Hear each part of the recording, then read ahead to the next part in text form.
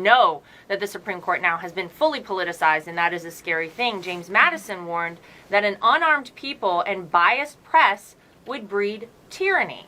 Wow. I mean, I can't think of a better example of where we stand in America today. Joe Biden has already said that he wants to start taking away our Second Amendment rights. He talked about that last week.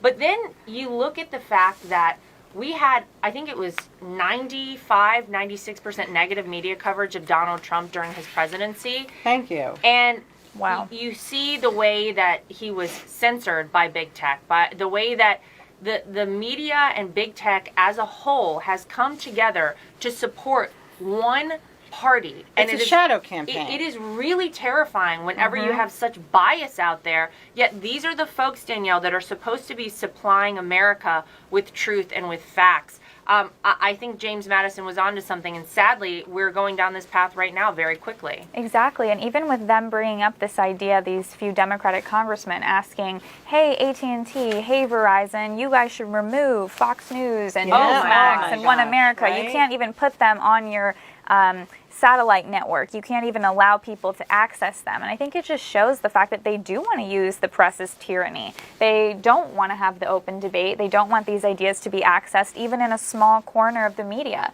They won't even let us have that tiny slice. Right. So they don't want the access at all.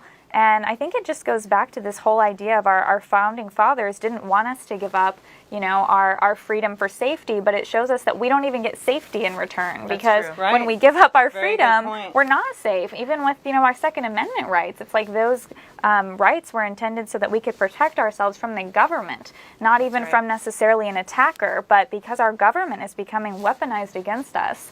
And it also even reminds me of the case that the Supreme Court came out on in California regarding religious freedom. It's like we saw it as a win because they said, oh, you can't have churches lower than other businesses, so it needs to be equal. If you do 25% for restaurants, it has to be 25% for churches. But if we look at the Constitution, they can't limit that at all. That's right. That is not their jurisdiction to even have that right. And I think we need to push back against this because once our religious freedom and Second Amendment and all of this is just gotten rid of, I mean, where is the Constitution? Where are our judges on this? Absolutely. And that's why it's great that governors like, DeSantis are putting forward the censorship and I believe repression bill.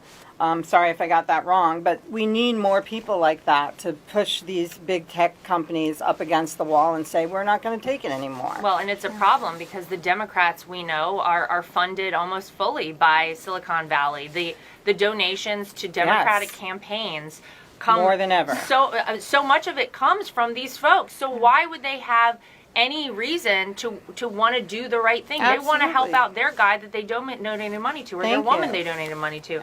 I'm going to go over the last two here. George Washington predicted that political factions could tear the nation apart. Well, we see it happening every day.